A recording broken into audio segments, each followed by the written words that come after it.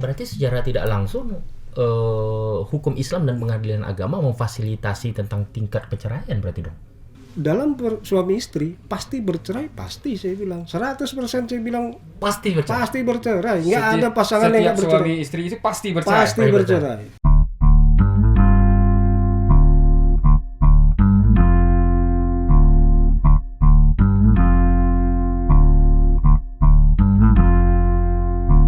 Assalamualaikum warahmatullahi wabarakatuh. Waalaikumsalam. Kembali lagi bersama podcast IAIN Kerinci, Kampus Puncak Ilmu Pengetahuan, Kampus Progresif. Di depan kita sudah ada dua narasumber yang hebat, yang sangat familiar lah. Kalau Pak Dekan ini sudah sangat familiar. Udah 2 kali di sini datang, Bang. Alhamdulillah. Kemarin sendiri, Pak. Kemarin sendiri datang menjelaskan tentang bagaimana perkembangan IAIN Kerinci dari tahun ke tahun selama periodenya histori terbangun Stein menuju IAIN kan. Nah, sekarang ini dengan tema yang berbeda.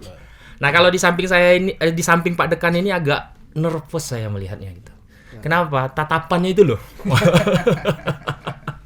Tentu nakutin ya, para pendengar mungkin sudah sering melihat lah. Kalau di RRI sudah sering berbicara ya. Siapa lagi kalau bukan Kepala Pengadilan Agama. Ketua ya, bukan kepala. Ketua Pengadilan Agama Kota Sungai Penuh. Bapak Ansori Amin. SHIMH. Iya, oke. Sehat, Pak ya? Siap, alhamdulillah sehat. Untuk IAIN Kerinci baru ini apa sudah sering, Pak?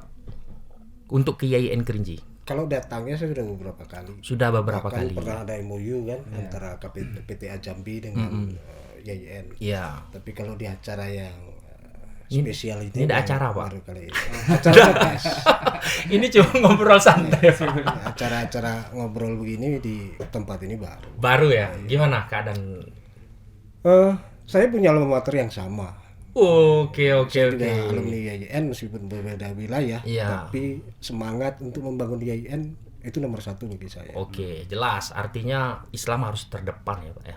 Dalam wilayah apapun. Dalam konteks membangun IAIN-nya, Iya. saya dimanapun tempat akan selalu membangun. Oke, itu apresiasi terbesar. Terus sangat bangga nih, Bang. Kita punya supporting dari Pengadilan Agama ini untuk masuk ke IAIN ya kan. MOU-nya sejauh mana sudah tuh, Pak? 2019 saya masuk Sungai Penuh. Oke. IAIN Kerinci belum punya LKBH Fakultas Syariah. Oke. Saya sampaikan di 2019. Kemudian dekan berganti beliau, saya ajak lagi. Sampai hari ini akhirnya berdirilah LKBH. Berdiri. Sudah banyak kasus Kedua, berarti. saya pengen IAIN dengan LKBH-nya itu punya advokat sendiri. Oke. Karena mungkin masih advokat dari luar ya. Iya.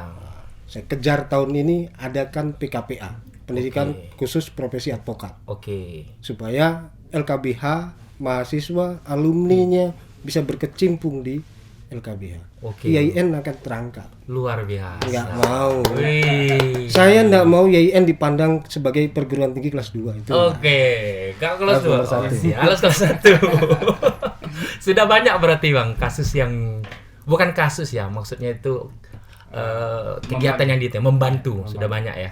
Ya, kita memang semenjak sebelumnya memang dari 2019 seperti yang Pak Ketua sampaikan, itu memang sudah mengajak Fakultas Syariah untuk mendirikan LKBH apa segala macam. Ketika itu Pak Ketua ini masih menjadi wakil dulu ya. Oke. Kemudian beliau menjadi ketua dan tidak berapa lama itu saya menjadi dekan di Fakultas Syariah. Jadi ya ada connect yang Batin batin yang luar biasa. Pertemuan apa ya? Batin. Ya, artinya gimana ya? Agak apa namanya? klop keinginan beliau dengan keinginan kita juga di Visi fakultas. misinya sama ya. Makanya apa yang beliau sampaikan itu ya kita sambut sebagai sebuah cambuk untuk kita juga maju di fakultas saya. Iya, betul. Jadi ya itu yang beliau sampaikan bahwa jangan sampai nanti alumni Fakultas Syariah secara khususnya IAIN secara umum itu dipandang sebelah mata.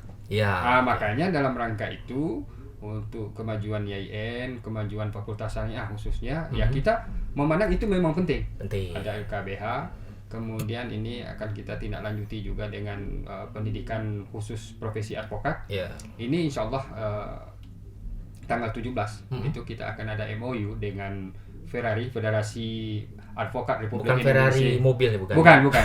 Jadi Federasi Advokat Republik Indonesia. Nanti MOU-nya dengan Pak Rektor.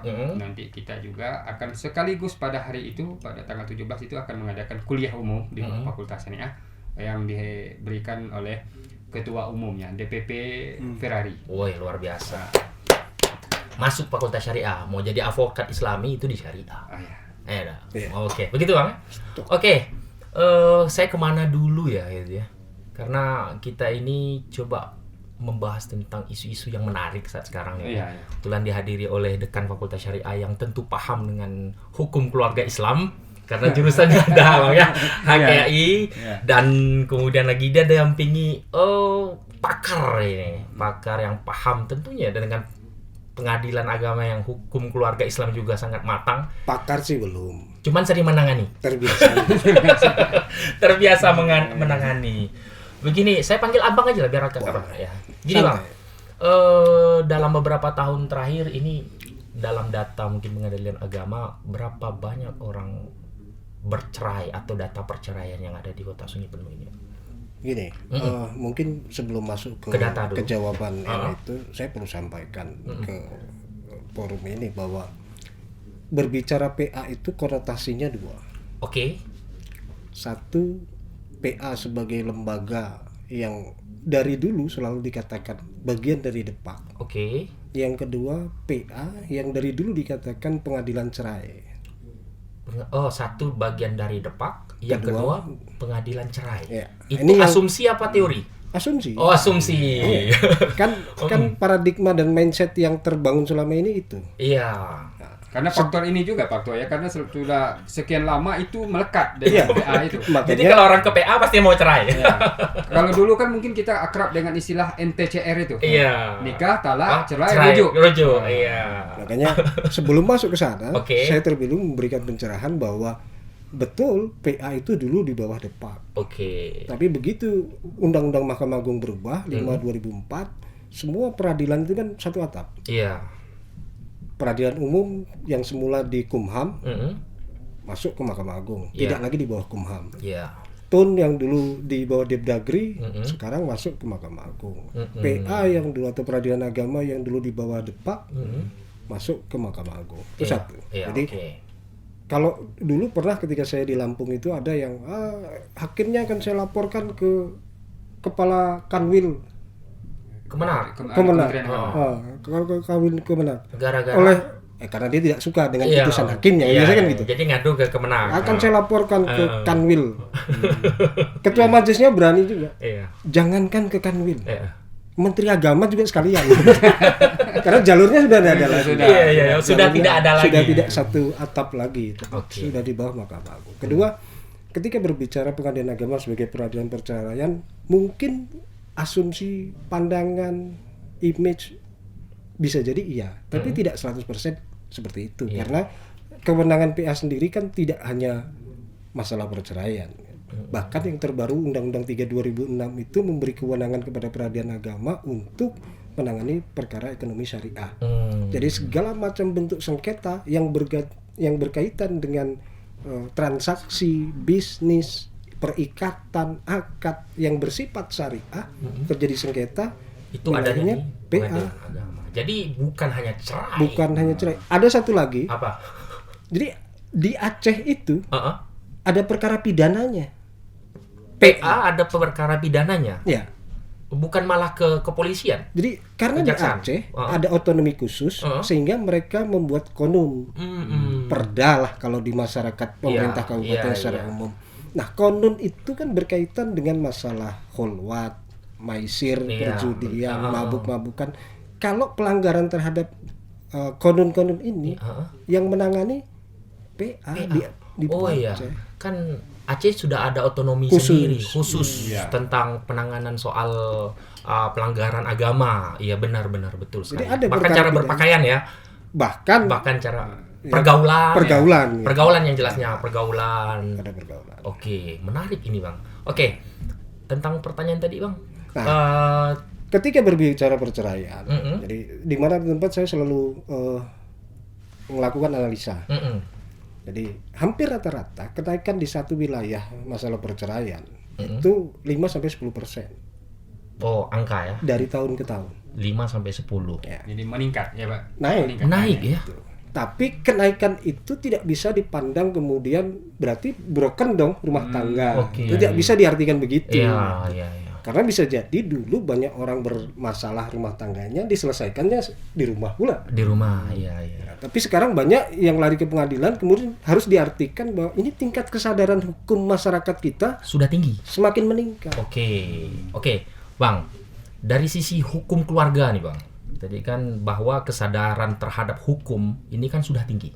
Nah, berarti ada persepsi tersendiri terhadap perempuan gitu. Yeah. Nah, kalau di dalam hukum keluarga Islam seperti apa memandang apakah laki-laki bisa mengajukan cerai dan perempuan juga gitu. Kalau dulu kan kita memandang bahwa otonomi keluarga ini laki-laki. Iya. Bukan perempuan gitu. Iya. Bagaimana hukum Islam memandangnya, Bang? Iya, kalau dalam perspektif hukum Islam ya, itu tidak jauh berbeda, bukan tidak jauh berbeda. Memang pengadilan agama itu memang lahir dari hukum Islam. Iya. Jadi hukum Islam, undang-undang entah itu undang-undang nomor 1 atau 74 tentang perkawinan maupun yang diatur dalam kompilasi hukum Islam yang dipakai menjadi rujukan di pengadilan agama, Iya. itu kan rujukannya kan dari fikih-fikih juga. Betul. Nah, jadi bahwa perceraian itu hak talak itu ada dari suami, ya. Iya, oke. Tetapi kan kita di dalam hukum Islam juga mengenal istilah khulu. Khulud, iya benar. Nah, jadi khulu itu kan dari istri. Iya. Jadi ya kalau dalam perspektif hukum fikih munakahat, Iya. segala macam khulu itu, ya istri ini meminta cerai dengan cara nanti kalau pemahaman umumnya dia mengembalikan mahar. Oke. Nah, ini kan dibolehkan. Oke. Ada, artinya secara hukum Islam itu ada. Oke. Nah, jadi bukan berarti kalau begitu pengadilan agama ini mengada-ada, tidak. Berarti secara tidak langsung hukum Islam dan pengadilan agama memfasilitasi tentang tingkat perceraian berarti dong? Tidak juga. Kita tidak mau fasilitasi. Tapi Karena begini, setiap orang itu kan punya hak. oke. Gitu. Kita mengakomodir hak. Akomodir hak, bukan fasilitator. Bukan memfasilitasi. Jadi orang punya hak untuk itu. Jadi Iya. Islam itu mengajarkan keadilan. Oke. Tidak membedakan antara laki-laki dan perempuan dalam menjaga hak dan kepentingannya. Iya. Ketika laki-laki punya hak talak, maka istri punya hak hulu. Oke. Dalam sistem fikih. Oke. Begitu kita bicara pada konteks hukum positif, maka hukum itu kan tegaknya Di tengah. di tengah. Betul. Dia tidak condong ke kanan, dia tidak condong ke kiri. Makanya ketika simbol Dewi Keadilan itu memegang timbangan itu Harus sama. pasti sama. Iya, Nah, iya. laki-laki punya hak, perempuan juga punya hak dalam konteks hubungan suami istri. Betul.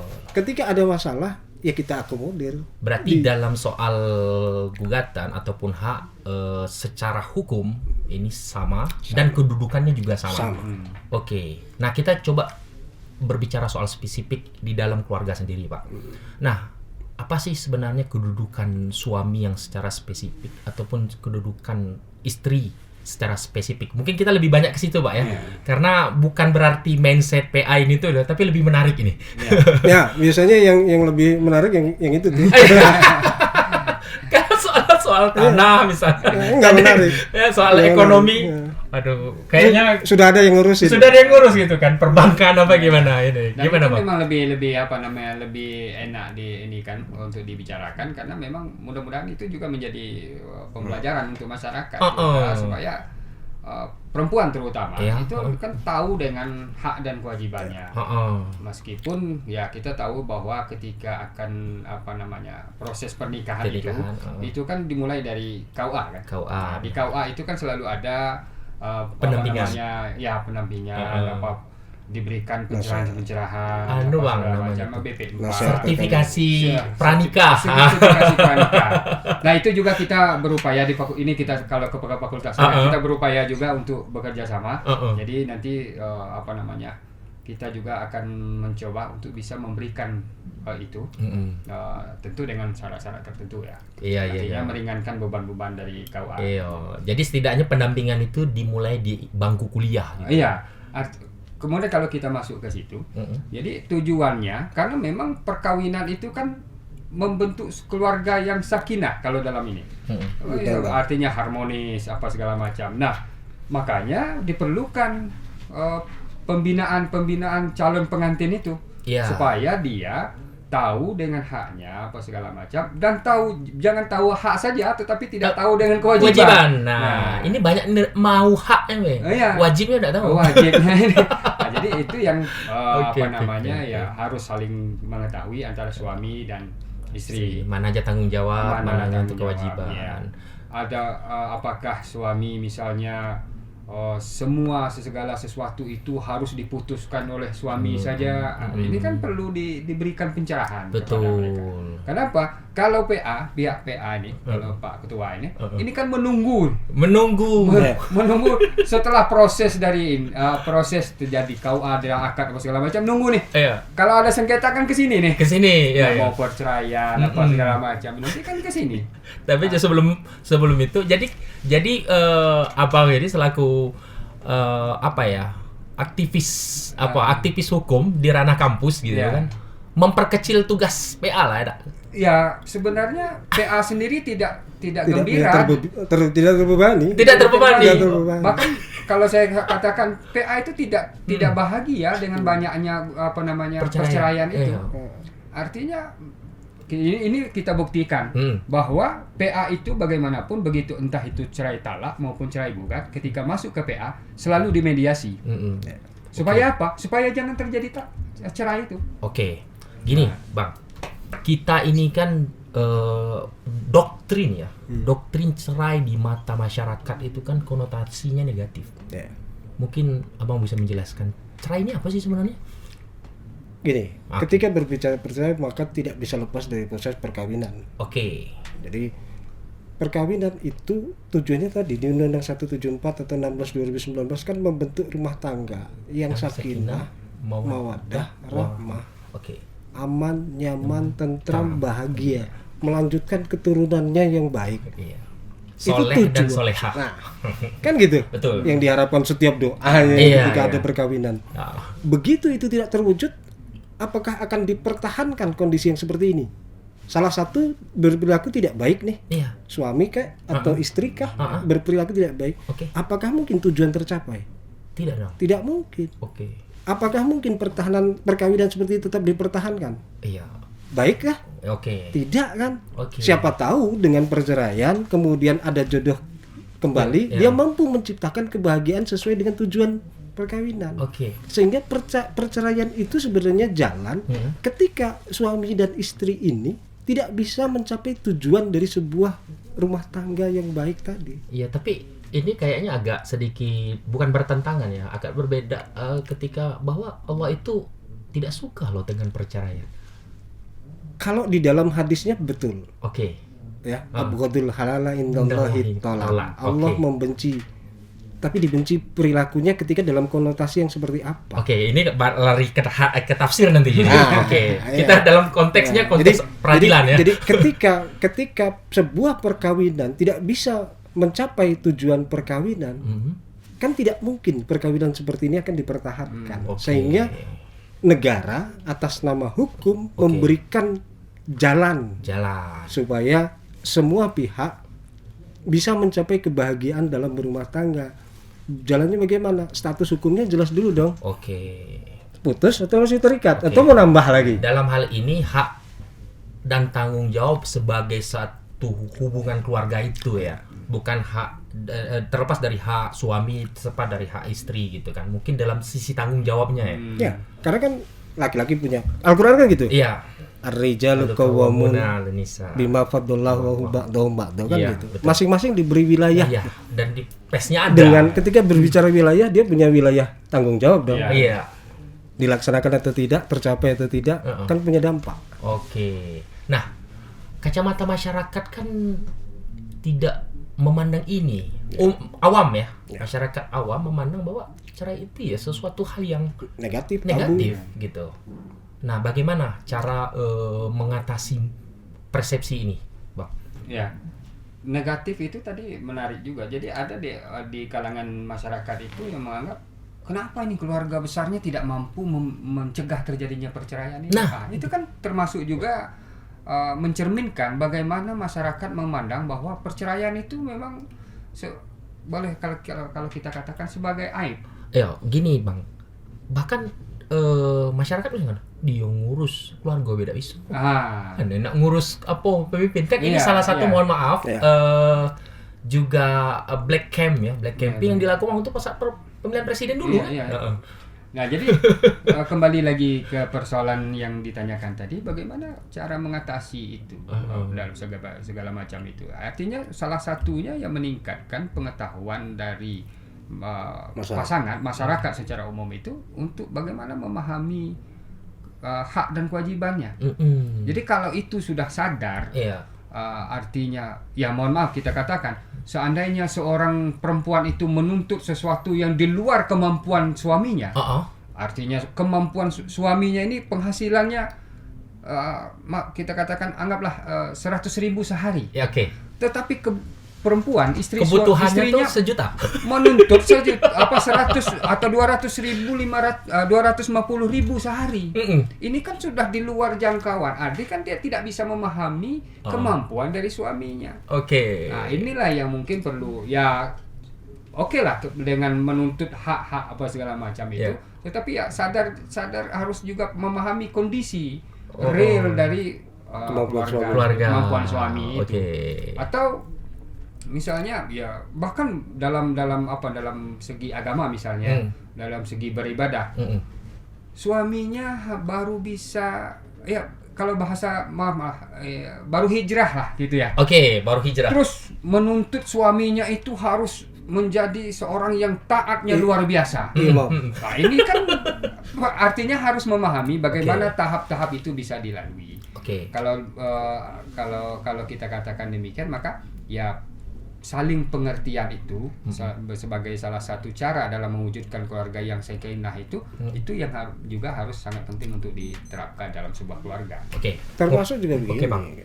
Jadi paradigma perceraian tabu, perceraian negatif itu kan karena berangkat dari efek dari sebuah perceraian.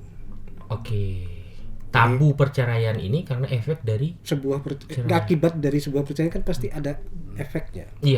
Satu, orang mengatakan rumah tangganya hancur, korbannya siapa? Anak. Mereka berdua sendiri. Bahkan sampai efek sebuah perceraian itu berakibat pada keluarga besar loh. Benar. Ketika penggugat maunya istri ngajukan gugatan, dia akan menyampaikan versinya kepada keluarga besarnya. Karena yang bercerai itu bukan hanya dua pasang, tapi sepasang keluarga. Itu pula yang salah dipahami. Yang bercerai itu mereka bukan kita. Ini yang salah dipahami ya. Makanya muncul persepsi masyarakat bercerai itu negatif. Padahal ketika berbicara pada konteks nih suami dan istri, kita tidak bisa mewujudkan satu tujuan perkawinan yang baik. Tapi keluarga tetap baik. Tidak berefek pada makna negatif atau bercerai pun suami dan istri, anak tidak bisa terpisah, tidak bisa diceraikan juga. Tapi saya rasa ini Bang, mungkin persepsi saya aja ya. Ini ada efeknya misalnya karena ada perjodohan sehingga keterikatan keluarga itu sangat melekat sampai terjadinya perkawinan, bahkan perceraian juga gitu. Gimana? Apakah ini ada efeknya atau gimana? Proses perkawinan itu mungkin salah satunya perjodohan. Tapi sebenarnya bukan pada dijodohkan atau cari sendiri. Tapi lebih pada pemahaman dan tanggung jawab masing-masing. Banyak tuh di kalangan artis yang jodoh-jodohan. Ini contoh sekarang nih Bang. Kan yang lagi viral kan? Itu yang menjodohkan medsos. Benar. Jadi di sini ini dalam konteks bukan hanya orang tua ataupun keluarga punya peran untuk menjodohkan, medsos juga. Jadi perjodohan itu sudah banyak jalur sekarang. Kalau dulu mungkin orang tua pertemuan misalnya ada ibu dengan ibu kedekatan kawan lah, atau karena saya dengan Pak Ketua ini punya kedekatan terus punya anak laki-laki dan perempuan menjodohkan. Punya anak laki-laki. Anak saya laki-laki. Anak beliau ada perempuan. Nanti kita bahas. Wah, ini didengar loh. Ini saya memfasilitasi perjodohan. Ya kan itu. Betul tadi. Jadi kembali kepada tingkat pemahaman dan tanggung jawab dia sebagai suami atau istri. Satu hal yang perlu saya ingatkan juga. Iya, Ketika orang menikah pertama, maka person dengan person. Oke lah, keluarga besar terlibat. Iya. Person dengan person. Akan jadi suami, akan jadi istri. Iya. Begitu tambah lagi keturunan, statusnya kan nambah kapasitasnya. Betul.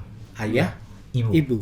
Dalam suami istri pasti bercerai, pasti saya bilang 100% saya bilang Pasti bercerai. Nggak ada pasangan yang nggak bercerai. Suami istri itu pasti bercerai. Pasti bercerai. Ya, Cuman kan konteksnya berbeda.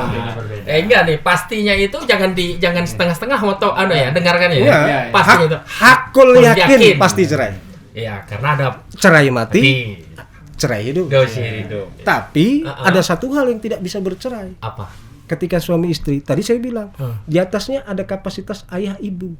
Itu Tidak akan pernah bercerai. Hakul yakin. Hakul yakin. Karena tanggung jawab seorang ayah dan tanggung jawab Karena seorang tidak ada bekas anak, bekas bapak, bekas ibu. yang adanya bekas istri. Bekas istri, bekas suami. Bekas suami. Banyak. Nah, ini pendidikan ini penting ini.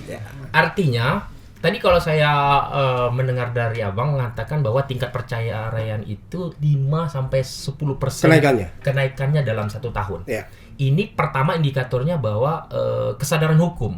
Ya. Apalagi kira-kira indikatornya, Bang? Selain kesadaran hukum bagi wanita gitu. Ya, Apakah perceraian itu terlalu mudah? begini. Sebenarnya kalau kita melihat kasus perceraian yang meningkat itu dengan data yang kita miliki, tentu yang kita lihat di pengadilan agama. Sebentar, Bang. Ya. Kita nikmati kopi dulu, Bang. Oh, iya, Kayaknya iya. tegang betul kita nih. Sambil ke. Kan enak otak gitu, Bang. Oh, ini kopi apa ini? Saya Kopi aja. nggak mau menyebutkan produk karena nggak sampai ke saya. Oh, gitu. Minggu. Iya, Kapan iya, kita iya, ngajak, iya. Bang? Ya. Kalau sampai ke saya kan saya jual produknya. Ya, nanti kita hubungi manajer saja. Kita hubungi manajer. Manajer. Habis ini manajer minta tolong bawa kemana gitu kan. Iya. Oke.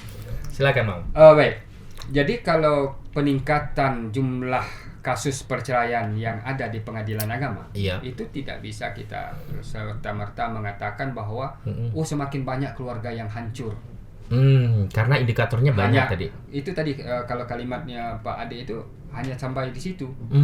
Karena memang masih ada lanjutan dari kalimat itu. Karena persepsi masyarakat begitu, Bang. banyak faktor yang membuat itu. Salah satunya itu karena rapinya atau apa namanya, sudah mulai rapinya data kependudukan kita di Indonesia ini. Oke. Jadi setiap perkara orang bercerai itu dia harus jelas. Harus jelas. Ya, status anak tadi. Kemudian persoalan ketika misalnya pasangan yang bercerai ini mau menikah lagi. Iya. Itu kan harus punya punya bukti dia ada putusan cerai dengan yang pasangan sebelumnya. Iya. Jadi ini juga membuat faktor perceraian itu menjadi lebih rapi. Kalau sebelum-sebelumnya mungkin saja banyak perceraian tetapi tidak diajukan ke pengadilan, tidak terdata. Iya. Jadi di samping memang kesadaran orang terhadap hukum itu tadi, karena dia sudah semakin memahami hak dan pengetahuan hukumnya. Oke. Jadi dia misalnya kalau kita lihat itu cerai gugat itu cenderung lebih mendominasi daripada cerai Talak. Oke, Bang. Cerai gugat ini tuh kebanyakan motifnya apa, Bang? Nah, gini, termasuk tadi ketika berbicara apa sih aspek yang melatar belakangi perceraian. Iya. Secara umum kesadaran hukum meningkat. Iya, oke. Makanya saya sampaikan di forum ini, ya tingginya angka perceraian tidak diukur dari hancurnya rumah tangga atau tidak harmonisnya rumah tangga, tapi semakin meningkatnya kesadaran hukum masyarakat, satu. Kedua, hukum itu melindungi kepentingan. Oke. Akibat perceraian, kepentingan perempuan terlindungi dan anak. Iya. Apa yang menjadi hak istri terpenuhi. Apa yang menjadi ketika di pengadilan perkara itu semakin meningkat. Oke. Jadi ketika dia sadar bahwa ini ada bagian, ada hak saya yang akan dilindungi oleh pengadilan, oleh negara, oleh hukum gitu. Oke. Maka saya ajukan kepentingan anak saya juga akan saya kedepankan gitu. Sementara kalau dulu nggak ada tuh perlindungannya. Oke. Sehingga mereka menyelesaikan masing-masing. Begitu bertemu benturan dengan kondisi yang harus membutuhkan hak dan kewajiban dirinya atau anak, bingung. Karena tidak punya pegangan hukum. Oke. Jadi data itu tidak bisa kita lihat semata-mata adalah sebuah fakta. Jumlah yang faktanya adalah negatif. Tapi ini adalah suatu perlindungan hukum. Data perlindungan hukum ya, lebih tepatnya kita sampaikan.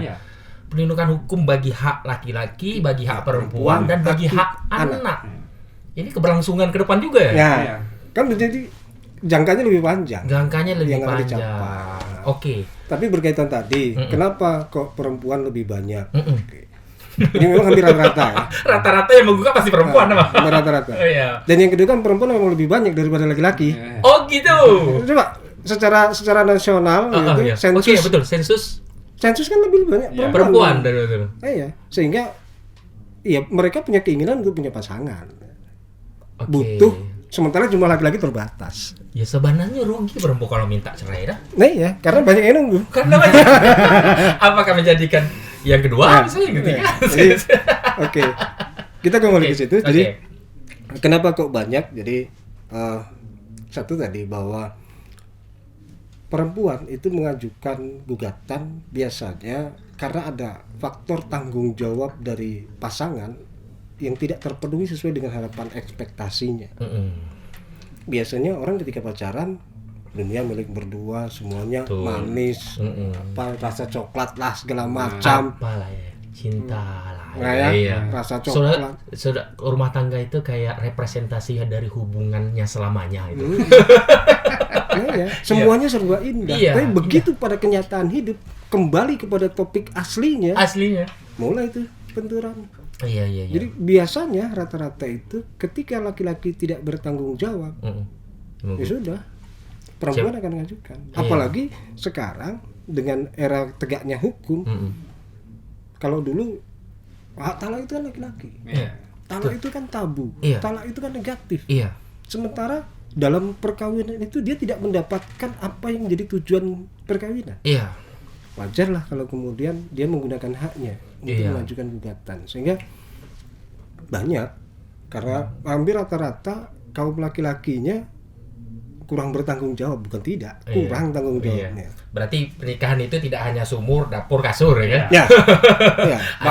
Bahkan kalau kita kaitkan seperti yang Pak Ade bilang tadi, masalah yang sedang viral itu KDRT lah apa segala macam. Kita sebut saja lah Bang, karena ini kan ya mohon maaf sekarang ini kan lagi viral nih. Ada salah satu artis gitu kan, ya sebut saja lah Bilar Lesti gitu kan. Ini kan bukan hanya perceraian, tapi ada KDRT di dalamnya. Media menyampaikan seperti itu. KDRT itu juga termasuk yang bisa mengakibatkan sebabnya sebuah perceraian. Jadi ketika kita berbicara KDRT, kekerasan dalam rumah tangga, kalau dalam istilah undang-undang itu kan penghapusan KDRT. Jadi ada aspek pidana, ada aspek perdatanya. Iya, betul. Gitu. Pidananya pada perilaku menyakitinya, perilaku mendoliminya. Kan bisa perbuatan, bisa kata-kata. Karena KDRT kan banyak. Verbal bisa psikis bisa. Bahkan ngomong kasar aja KDRT Bang. Akan berakibat. Berakibat terjadinya KDRT. Karena emosi yang ditekan kan. Nah, dalam konteks keperdataan, suami yang temperamen, yang berperilaku kemudian mendolimi istrinya, itu kan KDRT, tapi tidak pada ranah dia dipidanakan. Berujung pada saya tidak nyaman nih dengan kehidupan rumah tangga saya. Bagaimana akan mencapai tujuan ketika salah satunya berperilaku yang mengarah pada KDRT. Jadi artinya dua badan hukum ini harus saling berdampingan, bahwa memukul kemudian lagi itu adalah tindak pidana, menyakiti fisik adalah tindak pidana.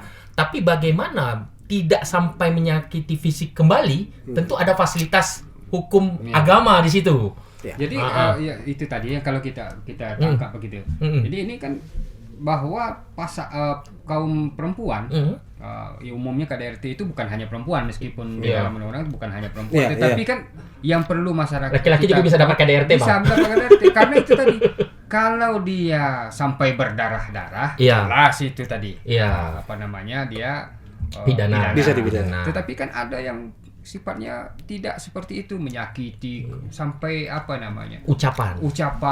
Ya. kemudian ucapannya itu bahkan kalau mohon maaf kalau di masyarakat kita kadang-kadang sampai menyinggung orang tuanya. Nah, betul. Ini kan bisa saja membawa menyakiti dia. Iya. Dan Saya mau tanya Oke, sampean. Ya, Saya nikah. sudah. Ingat nggak dulu ketika menikah Anda baca sigot taklek? Ya, ingat. Ada kan bagian apabila Ya. saya menyakiti badan atau jasmani istri saya. Ya, betul.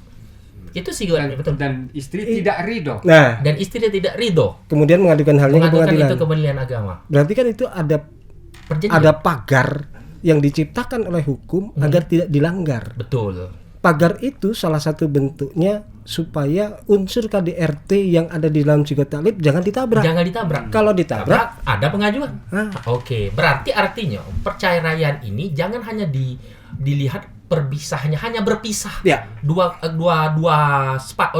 sepasang atau dua keluarga, tapi ada hak yang tidak terpenuhi gitu ya. Iya. Ya itu harus perlu diingat itu, sahabat-sahabat progresif sekalian ya. Jangan hanya melihat perceraian itu. jangan dilihat perceraian dan yang pasti petakan perceraian itu hanya mereka berdua. Iya. Jangan Jangan melebar kemana-mana. Oh iya. Saya dulu Ya meskipun pembicaraan kita ini bukan mengarahkan orang untuk bercerai. Tidak. Jangan- Nanti kita jadi fasilitator pula. Habis dengar ini, oh aku nak cerai lah gitu.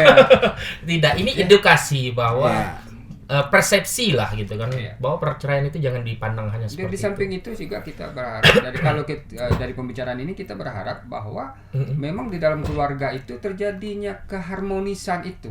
Tidak ada saling menyakiti apa segala macam. Meskipun ya semua orang itu bisa mempunyai pemahaman yang berbeda terhadap keharmonisan itu. Ya. Jadi bisa saja harmonis versinya saya dengan Pak Ade itu bisa berbeda. Misalnya dalam hal memahami bagaimana pendapatan dari atau keadaan dari istri. Iya. Saya bisa saja menganggap istri tidak ada masalah lah, dia mau bagaimana mau segala macam. Tapi mungkin bagi Pak Ade ya tidak boleh ketemu dengan Pak Ketua itu harus bersama saya misalnya. Iya. Nah, itu kan bisa berbeda-beda. Iya, oke. Artinya keinginan kita berharap itu masyarakat bisa memahami bahwa hak perempuan dan hak masing-masing pasangan itu di dalam keluarga dilindungi oleh undang-undang. Oke. Nah, Kita punya ini, Pak. Dulu orang sering mengatakan sindir menantu sindir anak singgung menantu. Singgung menantu. Artinya keterlibatan orang tua ini masih sangat penting di dalam hubungan keluarga. Sangat-sangat penting. Artinya bahkan mohon maaf indikator perceraian juga ada dukungan, bahkan pernikahan gitu. Nah ini lebih konteks ke edukasi dalam hubungan keluarga dan pra pernikahan. Kepada siapa dulu? Abang dulu lah. ya. Kita ini kenapa terjadinya banyak perceraian? Indikator tadi itu tentunya harus ada edukasi. Ya. Nah di tingkat pendidikan sendiri kampus apa edukasi yang telah dilakukan kepada mahasiswa atau yang akan dilakukan kepada mahasiswa, karena ini udah berhubungan baik nih dengan kampus. Kita dalam hal ini kan kita bekerja sama dengan beberapa lembaga, termasuk diantaranya juga dengan Kementerian Agama, Kabupaten dan Kota. Kebetulan beberapa waktu yang lalu itu kita ada pembinaan calon pengantin. Pembinaan calon pengantin. Calon pengantin. Ini yang siapa yang datang? Dari pihak Kementerian Agama. Oh, KUA. Ya dari KUA apa segala macam menjadi pemateri. Itu kita memberikan pencerahan-pencerahan kepada mahasiswa-mahasiswa kita yang juga mungkin tentu menjadi calon pengantin nantinya. Jadi ada pembinaan pernikahan, jadi pranikah terhadap calon pengantin itu. Jadi di situ dijelaskan apa saja haknya dan bagaimana prosedurnya, apa saja yang harus dilakukan. Ini dalam rangka itu juga. Jadi mencegah terjadinya hal-hal yang bisa merusak terjadinya perpecahan di dalam keluarga itu. Jadi ya bukan hanya sekedar seremonial, kita berharap tentu menjadi masukan yang luar biasa bagi mereka gitu. Oke, sip. Di pengadilan sendiri, Pak. Di pengadilan sendiri, edukasi apa yang biasa disampaikan kepada Tapi kan kebandingan agama ini lebih banyak kalau sudah ada pengaduan ya. para pihak. Ya, pengadilan kan Jadi- terhadap edukasi kan terhadap dalam mediasi. Mediasi Jadi, ya. Gimana? Orang ini yang, untuk orang yang datang ke pengadilan itu kan tidak selalu berperkara. Tidak selalu apa? Berperkara. Oh, tidak selalu berperkara. Iya. Tapi ada juga pengaduan. Ada orang yang datang mahasiswa. Ya. Oh, ada juga. Ini kan magang. Oh iya. Maksud saya dalam konteks sebelum perceraian gitu loh. Iya. Atau dalam konteks yang lain. Jadi orang yang datang tidak selalu berperkara kaitannya. Oke. Ada yang magang. Iya. Ketika mahasiswa tadi disampaikan. Contoh, ketika mahasiswa magang, dia akan suruh bedah berkas tuh. Oke ya, pasti. Sampai dengan putusan dia akan bedah. Artinya perkara yang ini sebab perceraiannya begini. Oke. Proses persidangannya seperti ini sehingga dia sebagai calon pengantin tadi Sudah punya tahu bah- dulu supaya tidak terjadi perceraian. Nah, itu tadi yang kita sebutkan kerjasama kita dengan PA itu bukan hanya menjadi tempat magang sekedar dia lihat persidangan. Iya. Jadi komunikasi kita dengan pihak PA itu sampai mereka ya melihat berkas itu. Oke. Jadi mereka tahu bagaimana, ya mohon maaf lah.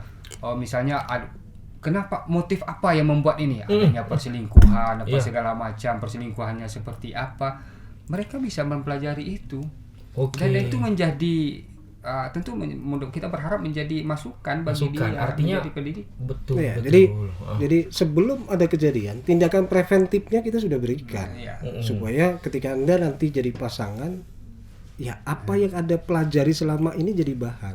Itu satu. Oke. Yang kedua, ketika berperkara yang datang di pengadilan itu sekarang semakin menguat tentang mediasi. Ya. Perma 1 2016, Peraturan Mahkamah Agung nomor 1 tahun 2016 tentang mediasi.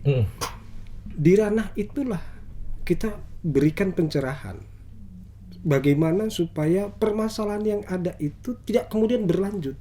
Oke. Bila perlu dengan akad kesepakatan baru, akta perjanjian perdamaian, kita akan fasilitasi. Oke. Karena sekali lagi saya sampaikan ke kawan-kawan hakim, kami itu tidak bangga ketika memutus, Tapi bangga ketika mendamaikan. baikkan. Makanya Mahkamah Agung pun mengapresiasi siapa hakim seluruh Indonesia ini yang mampu mengupayakan sengketa tadi menjadi perdamaian. Ada awardnya tiap tahun. Begini Pak, mana yang lebih menyenangkan? Ketika dia mau bercerai tidak jadi bercerai, apa mau bercerai kemudian lagi terputus jadi cerai? Hakim itu tidak bangga ketika perkara yang masuk putus dengan perceraian.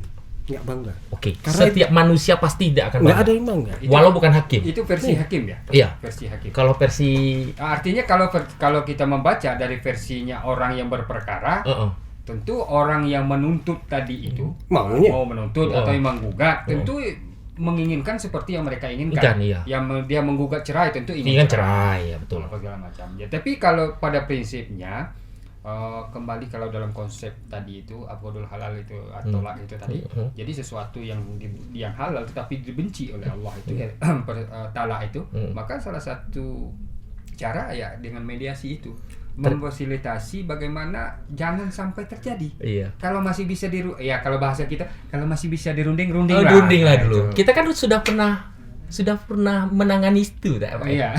Terus, iya. Iya. Oke, kita juga sudah. Iya, kan ada LKBH sudah berjalan itu dan sudah Ya, ada. Jadi LKBH itu sekarang sudah berjalan di Pengadilan Agama bekerja sama dan di kampus juga. Di kampus juga kita sudah memfasilitasi itu. Iya. Jadi kita juga sudah menjadi rujukan oleh kalangan kampus, baik itu di internal kita maupun masyarakat di luar untuk berkonsultasi karena LKBH itu lembaga konsultasi dan bantuan hukum Fakultas Syariah itu. Jadi kita sudah berbuat memfasilitasi itu.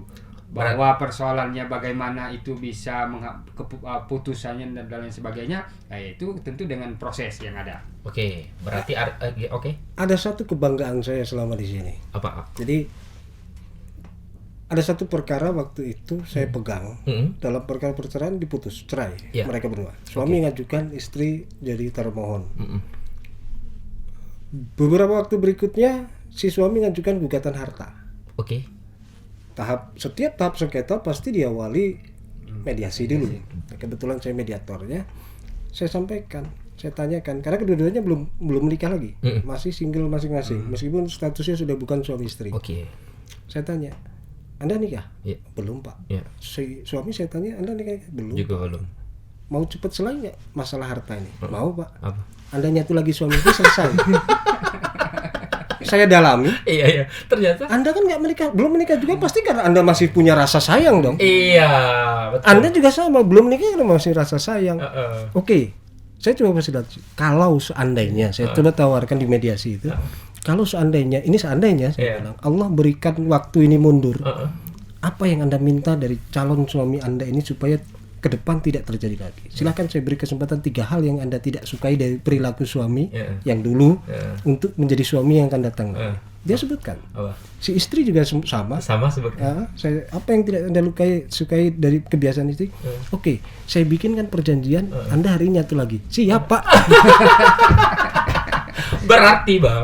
Berarti jika sepasang berpisah, bukan berarti dia putus selamanya. Atau kata-katanya lebih bagus sebenarnya. Jika 2 insan berpisah, bukan berarti mereka berhenti untuk saling mencintai, tapi hanya berhenti untuk saling menyakiti. Iya. Gitu loh. Itu Iya. Jika dua insan berpisah, bukan berhenti untuk saling mencintai, tapi berhenti untuk saling menyakiti. Supaya tidak KDRT. Iya, karena konotasinya dia bisa 2. Betul. Bisa 2. Tidak berhenti saling menyakiti, oke lah kalau begitu kita bercerai, atau tidak berhenti untuk saling menyakiti, kita perbaiki, bikin cinta lagi. Iya. Dia saling cinta sebenarnya, cuma tidak saling mau tinju-tinju gitu.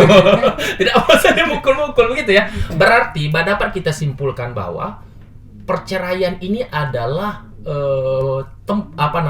media, pintu darurat agar supaya orang tidak saling menyakiti. Agar supaya KDRT tidak terus berlanjut.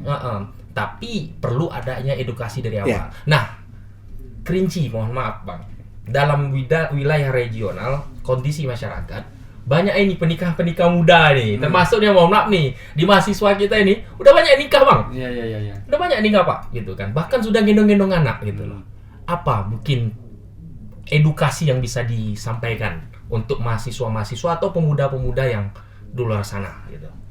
Ya, kalau kita lihat kepada undang-undangnya, itu usia nikah itu kan sudah 19 tahun sudah boleh. Batas minimal.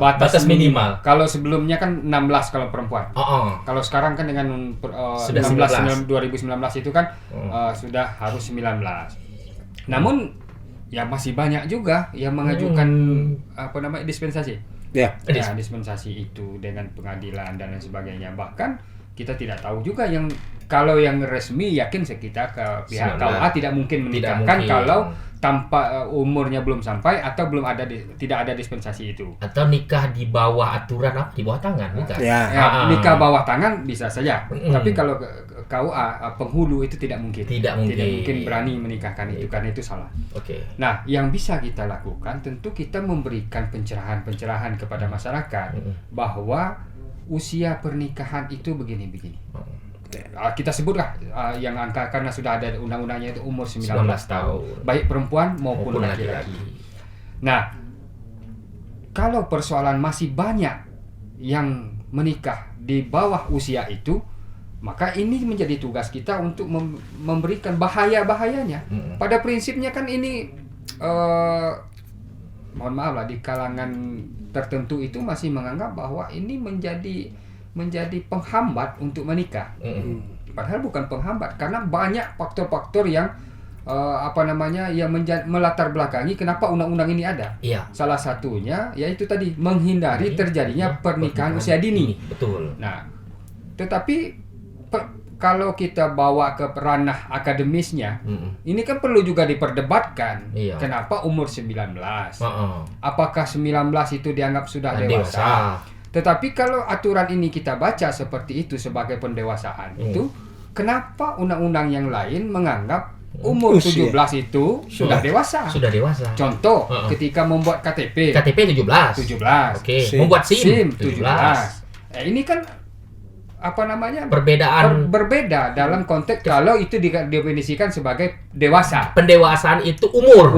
Nah, tapi dalam konteks perkawinan, dalam konteks pernikahan ini umur 19 itu mungkin keterkaitannya dengan kependudukan.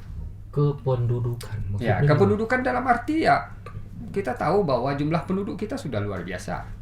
Oh iya. Secara kalau bahas analisis liar kita bisa sampai ke situ. Oke, bisa jadi dengan cepat menikah, cepat banyak penduduk kita. Penduduk. Apa namanya ya? Pemanasan global. Ya. Artinya kalau kita ini analisis liar kita. Iya. Dari 16 ke 19 itu kan ada 3 tahun. Iya, betul. Nah, kalau 3 tahun ini rata-rata dengan jumlah yang seperti itu setiap pasangan punya 2 orang anak gimana? Iya, betul. Nah, tetapi kan itu analisis liar kita. Sebenarnya tapi bisa dikaitkan, Bang. Ya bisa Maksudnya saja. itu Mungkin begini maknanya. Kalau dulu gerakan KB, Oh iya, dulu keluarga kan berencana, kan ada dua anak lebih baik. Kalau saya memberikan komanya di setelah lebih, Apa tuh? bukan 2 anak lebih baik, Tapi 2 anak lebih baik. Baik. Oh, 2 anak lebih, baik. Jadi tapi tempat substansinya gini. tempat komanya dipindah. Dipindah. Jadi- 2 anak lebih baik. Tapi kalau ini 2 anak lebih, Baik. Baik. Jadi ada seru substansinya gini. pula ujungnya, Bang. Intinya begini. Mungkin tadi bahwa Oke. pertumbuhan populasi penduduk ya. itu kan cepat sekarang. Cepat, benar. Mungkin diharapkan dengan pembatasan usia yang dengan gerakan 2 anak tadi sudah tidak bisa lagi dikembangkan. Perkembangan maka Cara Caranya. yang dipakai negara, pemerintah itu dengan membatasi aturan pernikahan. Iya. Tapi juga harus diselidiki. Karena mau diberi aturan seperti itu pun kalau tidak diketahui latar belakangnya juga agak sulit. Agak sulit, betul. Iya. Karena coba kita bandingkan antara kota Sungai Penuh dengan daerah yang di pelosok, Ya. yang jauh dari pusat kota. Mereka tidak akan berpikir pendidikan tinggi. Iya, betul. Iya. Iya. Dan belum tentu juga secara ekonomi mereka Mampu, betul. Tapi kebutuhan pergaulan mereka mereka sekarang sudah dunia sekarang, nggak bisa beda kampung dan desa. desa lagi. Desa juga malah lebih Lebih hebat pergaulan. banyak, bahkan lebih banyak tempat. Ya itu tadi, jadi termasuk juga ketika Pak Ketua menyebutkan pendidikan tinggi tadi, dengan dinaikkannya angka usia pernikahan itu, diharap pemerintah kan berharap jangan tamat SMA langsung nikah loh, Iya. tapi kuliah dulu. Oke.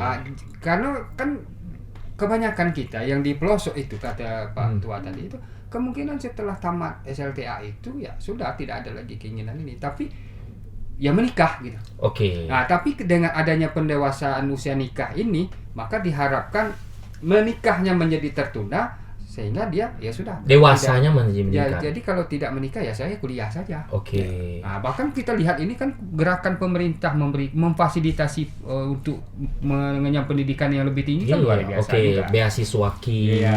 kemudian lagi pendidikan 6 tahun ya kan? Mungkin saya perlu pesankan ke orang tua atau ke pemerintah. Kalau dalam hal ini mungkin secara lokal ya pemerintah kabupaten ataupun kota. Iya. Perkawinan usia dini itu banyak terjadi karena dunia sekarang Iya. digitalisasinya semakin hebat. Iya. Pergaulannya juga jauh lebih dahsyat efeknya daripada anak zaman dulu. Anak zaman dulu kan nggak berpikir untuk menikah Iya. secara terburu-buru. Sekarang untuk mendapatkan informasi apapun Dapat ada di tangan. Ada di tangan. Mau bentuk pergaulan seperti apapun ada di tangan. Bahkan mohon maaf, dijodohkan medsos. Nah, Dijodohkan medsos. makanya pesan saya ke orang tua itu kadang HP-nya jauh kalah hebat sama anak. Iya, betul. Betul. Kemampuannya juga kalah hebat. Informasinya lebih banyak dapat. Ya. Nah, inilah yang harus diperhatikan oleh orang tua. Ketika anak punya pergaulan di dunia sekarang, jangan lepas pengawasan. Oke, pendampingan orang Iya. penting. Komunikasi keluarga. Kalau dulu kan kita habis maghrib tuh ngumpul biasanya. Iya. Tapi sekarang kan tidak. Di kamar masing-masing meskipun dalam satu rumah. Betul. Tuh. Edukasi pranikah ini sebenarnya bukan hanya di kampus, bukan hanya di kantor Kementerian Agama atau KUA atau Pengadilan Agama, tapi edukasi ini harus di orang tua sampai karena ke dalam keluarga. Bahkan lepasnya, mohon maaf gitu kan, perempuan gitu kan, mungkin di luar nikah gitu kan, ini kan karena kontrol tadi, karena kebebasan itu. Oke, Bang, statement terakhir untuk pesan moral lah terhadap mahasiswa dan pemuda yang ada di Kota Sumege Penuh dan Kerinci. Pesan moralnya. Saya berangkat dari Al-Quran. Oke. Dalam Al-Quran itu ada kalimat yang Allah pesankan, ku anfusakum wa ahlikum nara. Jaga dirimu dan keluargamu dari api neraka. Dirimu itu bisa jadi dia kepala rumah tangga, bisa jadi saya sebagai pemuda, bisa jadi saya sebagai wanita secara personal. Keluargamu bisa kakak saya, bisa adik saya, bisa orang tua saya. Naro itu naro bukan konteks neraka akhirat, neraka dunia. Jadi jaga dirimu, jaga keluargamu dari bencana dunia. Tingkatkan kontrol dan bangun komunikasi secara internal dengan keluarga besar. Oke, itu poinnya. Artinya itu harus dikontrol. Mau cepat menikah atau lambat, tapi itu harus lebih dikontrol. Sebagai edukasi, Bang, apakah cepat atau lambat menikah? Sebagai edukasi tentu harus mempersiapkan diri secara sesuai matang. kebutuhan. Sesuai kebutuhan. Kebutuhan apa yang lebih dahulu kan nih? Artinya itu harus dilihat bahwa kalau dalam konteks ini jadi panjang. Kalau dalam konteks agama itu kan ada yang menikah itu dalam konteksnya ada yang wajib apa segala macam. Tapi kita tidak bahas itulah. Bahwa setiap kita atau setiap anak muda yang ingin menikah harus mempersiapkan diri dengan cara memahami dari calon pasangannya. Memahami itu luas lagi. Nah, jadi memahami supaya apa? Tahu dengan jangan sekedar tahu kelebihannya tapi tidak mau tahu dengan kekurangannya. Nah, ini penyakit ini. Jadi harus sama-sama memaklumi bahwa menyatukan dua orang itu bukan hanya kelebihannya tetapi juga menyatukan kekurangan. Karena salah satu di antaranya saling melengkapi. Min ketemu pin jadinya apa? Plus.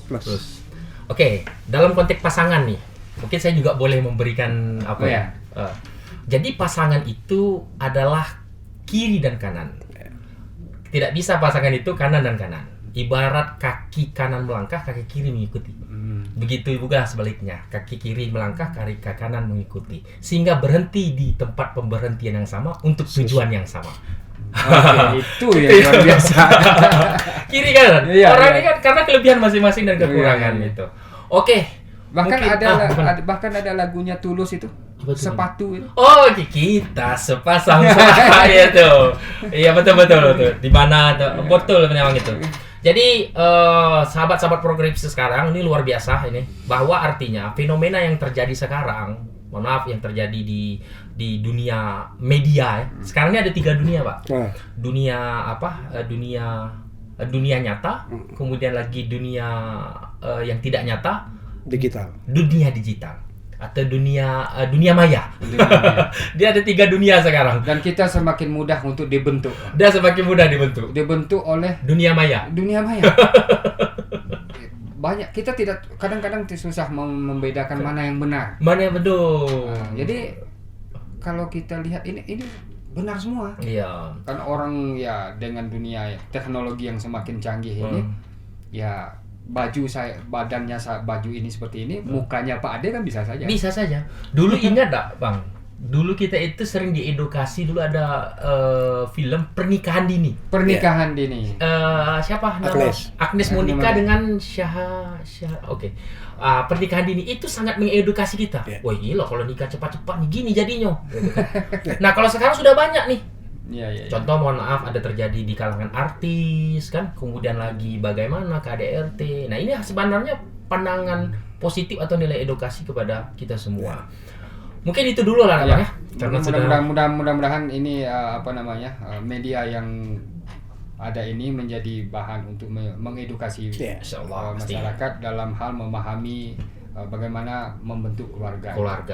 Jadi meskipun pembicaraan kita tadi banyak tentang perceraian apa segala macam, itu yang ini bukan itu berarti itu menjadi bahan bagi calon-calon pengantin masa depan untuk jangan sampai begitu. jangan sampai gitu. Iya, itu. Jadi jangan pembanding lah. Pembanding. Artinya simpulan cerai itu jangan dipandang secara teks tapi konteks. Jangan hanya dipandang secara redaksional tapi juga kontekstual ataupun secara substansi. Substansi. Kemudian ada banyak indikator yang akan terjadinya perceraian. Bahwa perceraian adalah media untuk orang itu tidak saling menyakiti. Tapi dia saling cinta. Buktinya tadi itu. Sebenarnya sudah cerai nikah lagi. Karena saling cinta tadi. Oke, baiklah. Itulah sahabat-sahabat podcast sekalian, luar biasa ini penyampaian saya selaku podcaster hari ini. Mohon maaf atas segala kekhilafan ataupun kesalahan. Terima kasih Pak, luar biasa. Datang kembali Pak dengan tema dan konten yang berbeda. Pak Hasan luar biasa. Semoga kerjasamanya ini semakin baik sampai kepada bahkan kita berdiri di suatu lembaga dan ada ruangannya. Amin. Ini singgungan untuk pimpinan. Baiklah, Assalamualaikum warahmatullahi wabarakatuh. Salam progresif.